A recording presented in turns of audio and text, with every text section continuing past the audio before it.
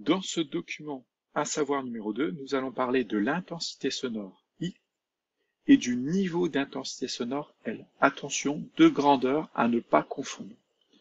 Donc je rappelle, deux grandeurs, ça veut dire qu'on peut les mesurer ou les calculer. L'intensité sonore I dépend de la puissance de la source de l'onde sonore et de la distance à laquelle on se situe par rapport à cette source. Donc si vous avez un haut-parleur au milieu, la source sonore, eh ben, elle a une certaine puissance. Elle va émettre un son avec une certaine puissance.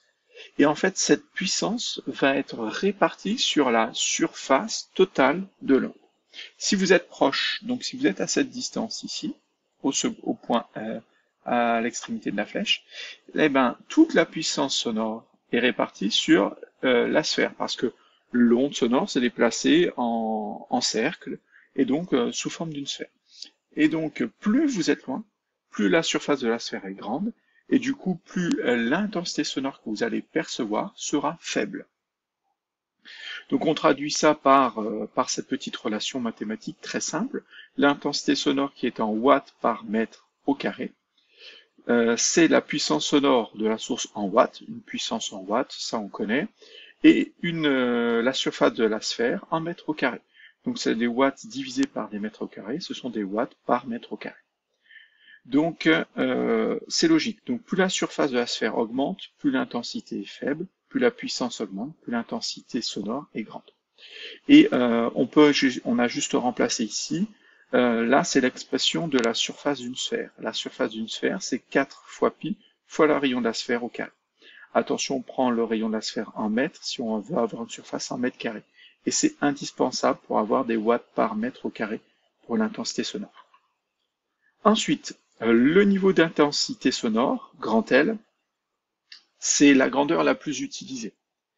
Elle est mesurée par un sonomètre et elle a pour unité le décibel. Petit d, grand B pour décibel. Et elle correspond à une comparaison entre l'intensité sonore I, mesurée, et l'intensité sonore de référence I0. Alors, on a choisi l'intensité sonore I0 pour dire en fait que le niveau d'intensité sonore sera égal à 0 décibel si I est égal à I0, en sachant que I0, que là, le niveau d'intensité sonore égal à 0 décibel va correspondre au son le plus faible en intensité, avec le niveau d'intensité sonore le plus faible que l'oreille humaine peut percevoir. Et quand on dit que l'oreille humaine peut percevoir, c'est que l'humain avec la meilleure audition peut percevoir, et dans des conditions d'incidence absolue. Donc, voilà ce qu'est le niveau d'intensité sonore en décibels. Généralement, quand on parle de bruit et de son, on parle du niveau d'intensité sonore grand L en décibels.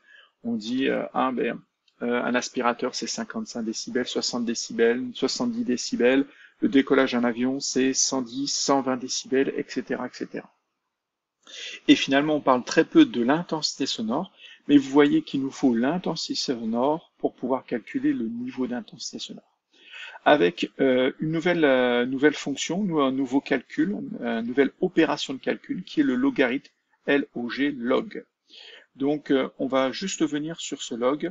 Donc déjà, le niveau d'intensité sonore qui est en décibels, c'est égal à 10 multiplié par le log de I sur I0. Quand j'ai parlé de comparaison, en fait, on peut comparer deux grandeurs en les divisant.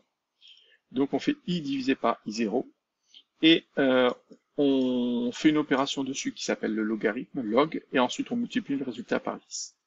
Donc, l'intensité sonore de référence, c'est 10 puissance moins 12 watts par mètre au carré. Donc, à ne pas retenir, elle vous sera donnée.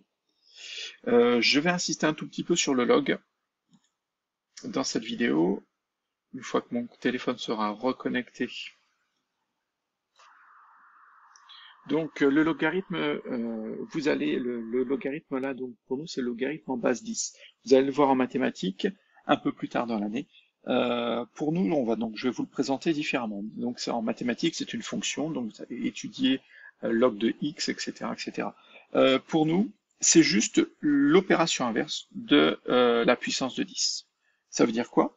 Ça veut dire que si je fais le logarithme de 10 puissance 4, eh ben, le 10 puissance et le log s'annulent, et j'obtiens 4. Si je fais le logarithme de 10 puissance moins 2, le 10 puissance et le log disparaissent, il me reste moins 2. Donc voilà. Et en physique, ça va être extrêmement important pour nous. Parce qu'en fait, quand on utilise comme ça des grandeurs qui ont des puissances de 10 très grandes, par exemple 10 puissance 18, 10 puissance moins 24, etc. Et bien, en faisant le logarithme de ces grandeurs, de ces nombres, et ben, on va transformer le 10 puissance 18 en 18. Et je suis certain que vous comprenez qu'il est plus simple d'utiliser 18 que 10 puissance 18, qu'il est plus simple d'utiliser moins 24 que 10 puissance moins 24. Donc le logarithme va être utilisé dans beaucoup de calculs finalement, et il faut ne pas perdre de vue que ce logarithme a pour but simplement de simplifier la puissance de 10, de supprimer cette puissance de 10.